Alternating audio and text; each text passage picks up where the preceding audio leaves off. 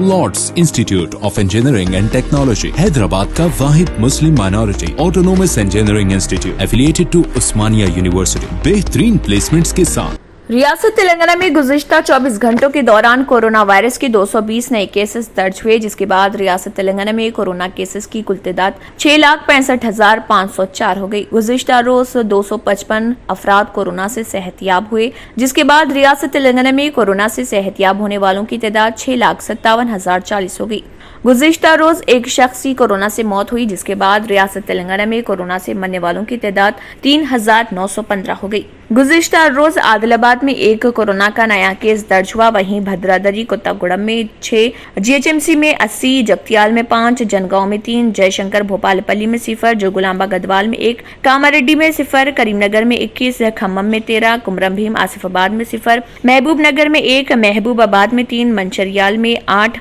मेदक में 1, मिर्चल मलकाजगिरी में 12, मुलुगु में 1, नागर कन्नूल में 1, नलगुंडा में 12, नारायणपेट में 0, निर्मल में 0, निजामाबाद में 2, पेद्दापल्ली में 6, राजना सरसल्ला में 5, रंगारेड्डी में 9, संगारेड्डी में 3, सिद्दीपेट में 2, सूर्यापेट में 7, विकाराबाद में 1, वनापर्ती में 1, वरंगल रूरल में 2, वरंगल अर्बन में 7 और यदाद्री भोंगिर में 6 कोरोना के नए केसेस दर्ज हुए।